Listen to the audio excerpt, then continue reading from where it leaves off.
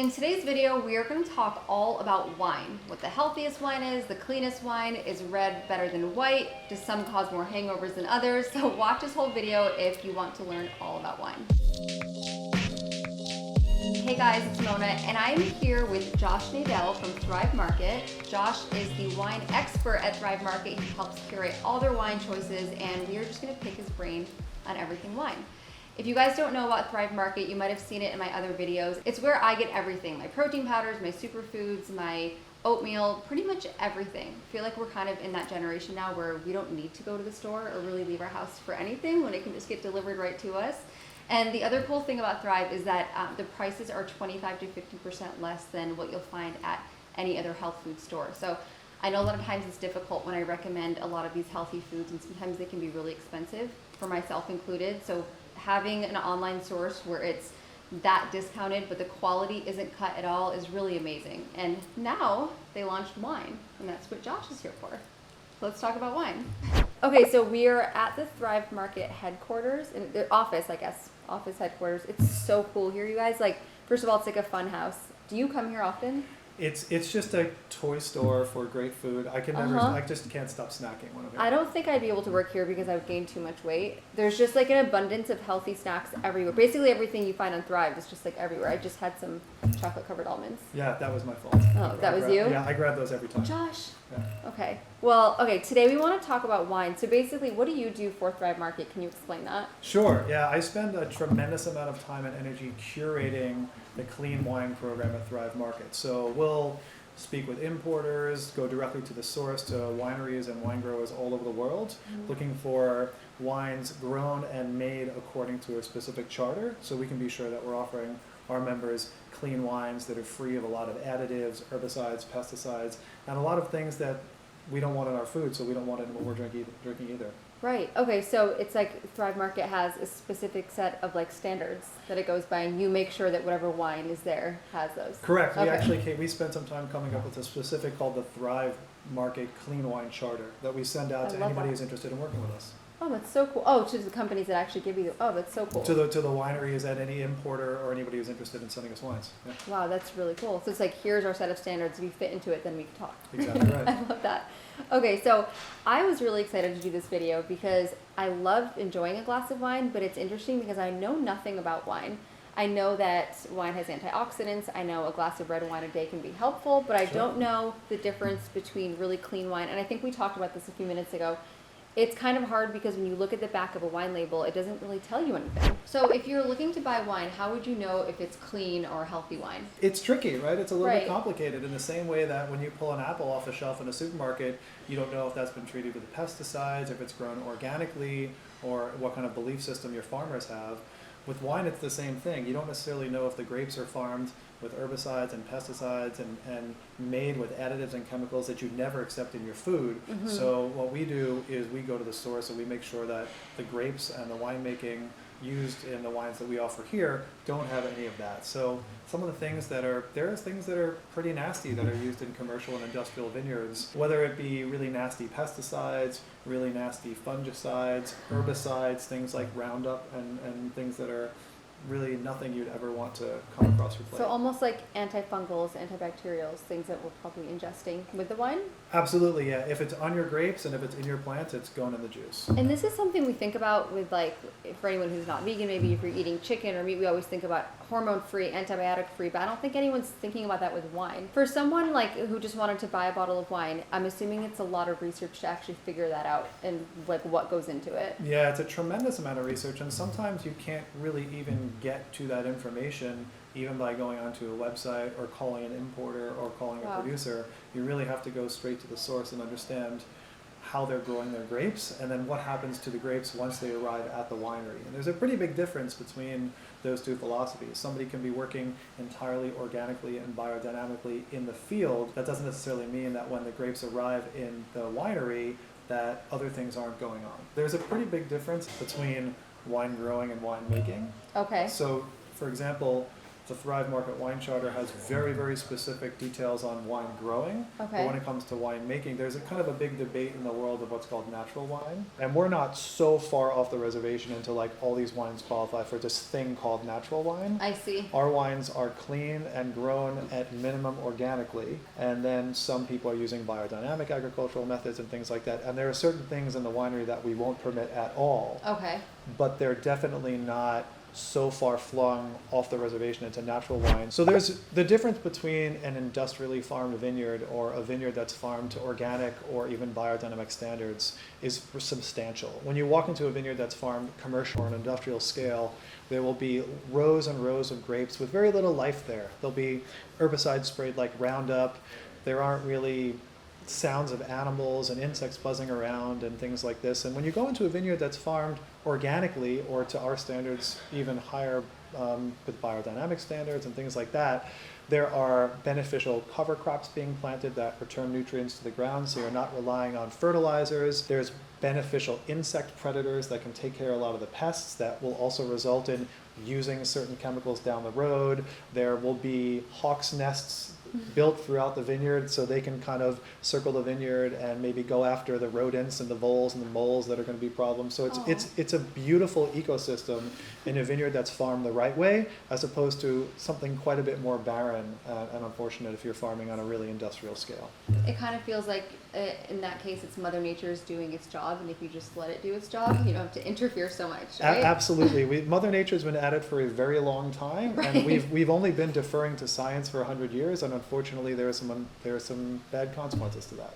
So just based off all of this, it is really difficult to find out what wine is clean unless you really want to call all the vineyards, the wineries, basically call everyone who's involved in the process and figure it out yourself. I feel like it's really cool that Thrive just gives you just know that it has a certain standard, so when you order wine from Thrive, it's going to be clean. And the wines that make it to the Clean Wine program at Thrive Market, we're tasting hundreds of wines, and for every 50 or 60 wines we taste, we'll get one or two that make it through. Oh, so you're picky.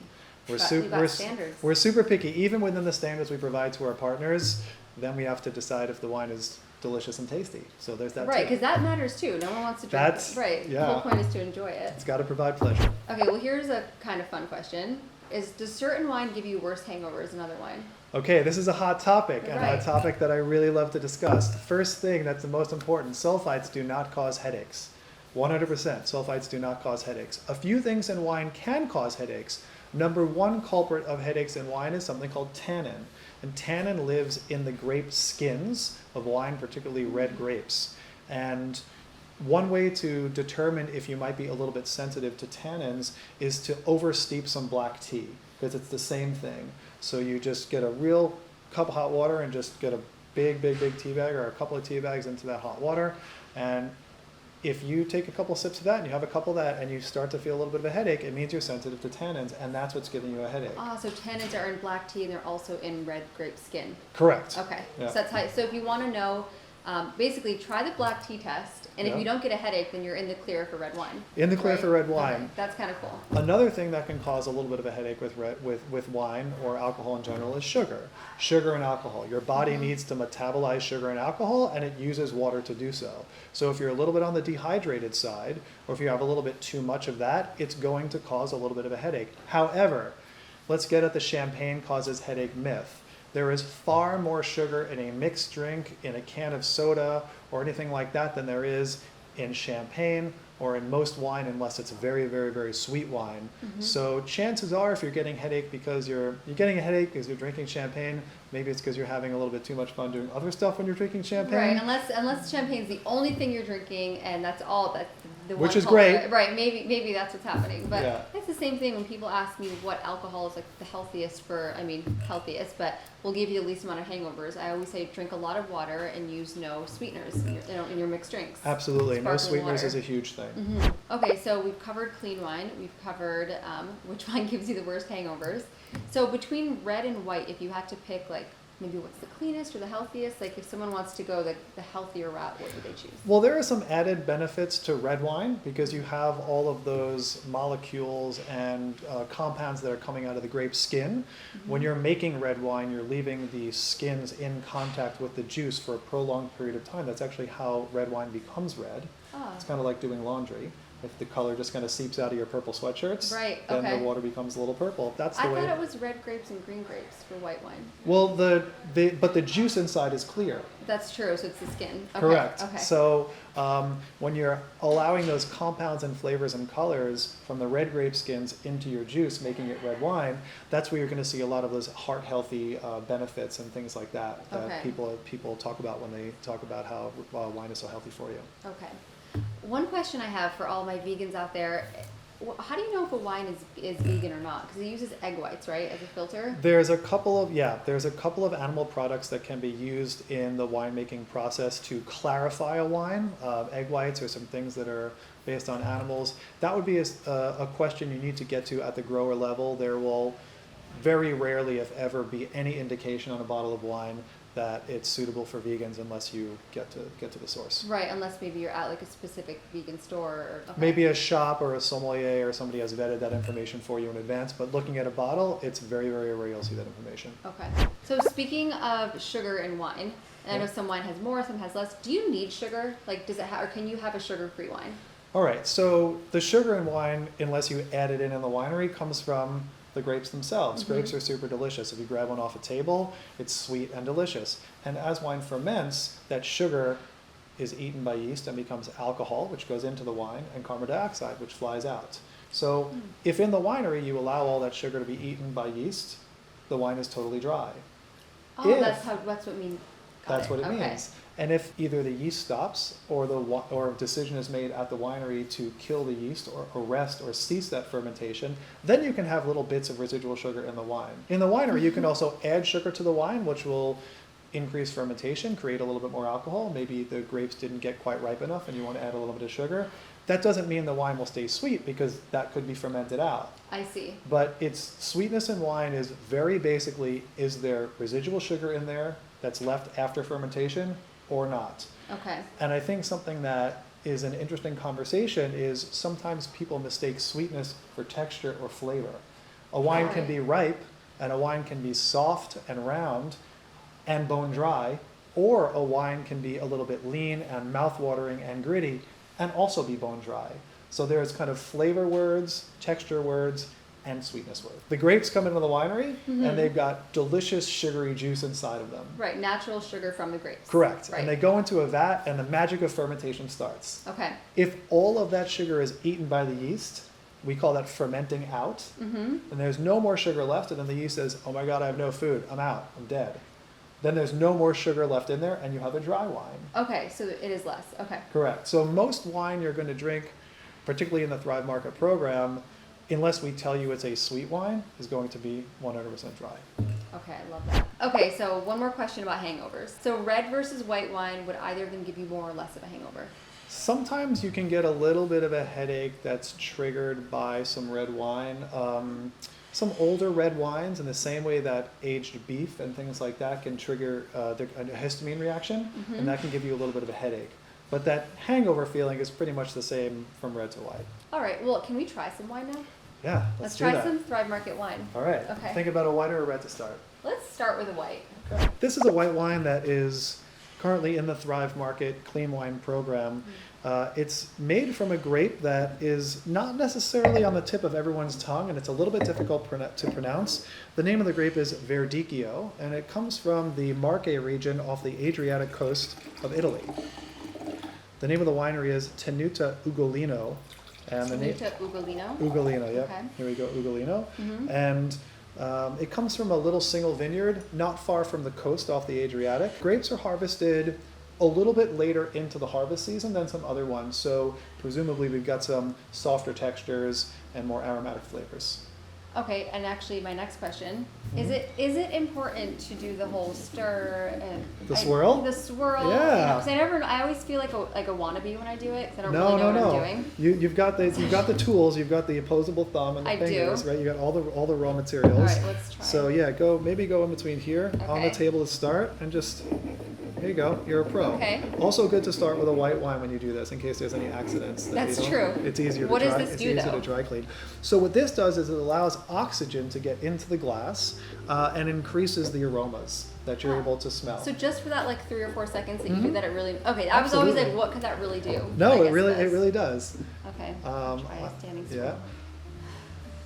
Okay. And I have this kind of weird habit to drag the wine to the edge of the glass, so it coats the inside of the glass, but that's 20 years of drinking too much wine, probably. Not do that one. Yeah, that's okay. Spill it. So you give it a swirl and you give it a sniff. Get in, no, get in there. Yeah, there you go. It give it a smells big good. swirl. I mean, I'm able to get in there from further away than you are. I've got a little bit more, right? So you get in there and smell good. Smells really good.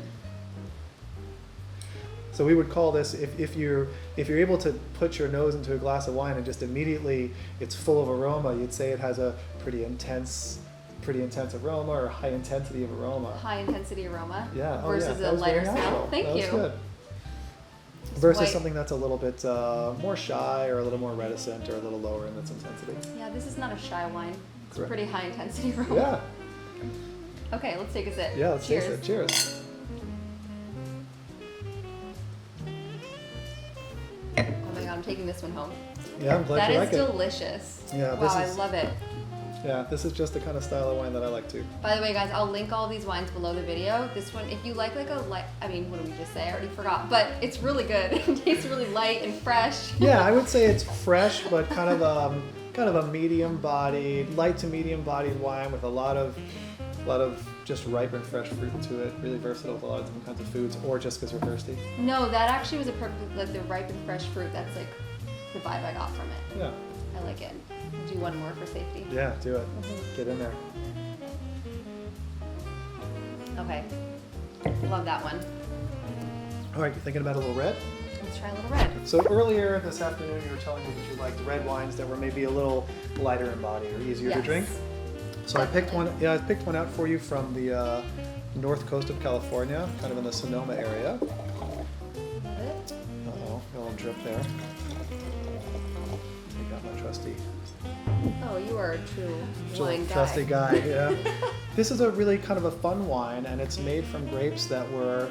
It's kind of a vineyard planted to lots of different grape types. A lot of times when you go to wine country, you'll see big vineyards that are planted all with Merlot or all with Oh. Cabernet and things like that. But this is kind of in the older tradition of what immigrants came over during the gold rush, and when they were first settling in California, they just said, well, this is what we have at home, or this is what's available. We'll just throw a bunch of stuff in the vineyard together. So a lot of these vines are pretty old as back from the 1940s and things like Oh, that. I like that. It gives it character. Yeah, it's a lot of fun. It's a really pretty color too. Oh, good. Yeah, right to it. Good job. See? I learned Yeah. fast.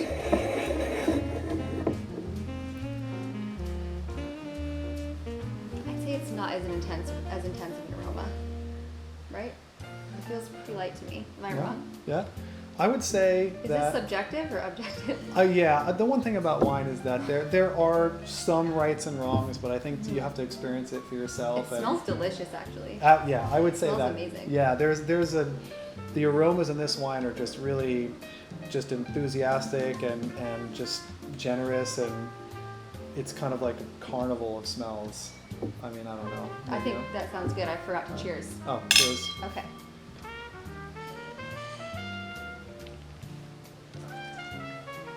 That's amazing. You like it? I actually might like this one better. Normally I'm more of a white wine girl, Yeah. but this is really good. Yeah, I'm It's glad you like perfect. it. I don't like reds when they feel really heavy in your mouth and they give you like the purple lips, especially if you're out and you want to have it or you have people over. It's just uncomfortable. you know? Yeah, you're in the safe zone you're on in the this clear one. of this one. Yeah, the way they make this wine, they use a special type of a fermentation called carbonic maceration. It's a big word, it's a mouthful, but really what that does is it just preserves the freshness, and it doesn't extract as much of that stuff from the grape skins. Okay. So you're just taking the lightness of spirit and flavor, and you're not taking too much of the texture out. That sounds perfect because it was really good. We'll definitely link this one below too. Almost a little too good. It's pretty crushable. I know it's midday. I kind of want to drink them all, but Yeah. these were amazing. Okay, thank you so much for doing this video. That was so much fun. My pleasure. Really I glad learned to a be lot. here. It was like educational for me and my audience, so it's perfect. Well, thanks very much. Thank you. Thank you. Okay guys, so we'll definitely link these wines below the video, and let's also talk and think of some other options we can link for them. So we'll give you guys some other options of other reds and whites that are really clean and yummy. And if you're new to Thrive Market, make sure to go to my link, thrivemarket.com/Mona, and you can get 25% off your first order and 30 days of a free trial. So definitely check it out. It's where I get all my superfoods and now wine. You too, right? 100%. Right? 100%. There's no other way. All right, thanks guys. If you like this video, please like, comment, subscribe. If you have any questions on wine, leave it in the comments. Maybe Josh will answer. We can get him to answer some in the comments. Love questions. Love it. Okay, I'll see you guys next time.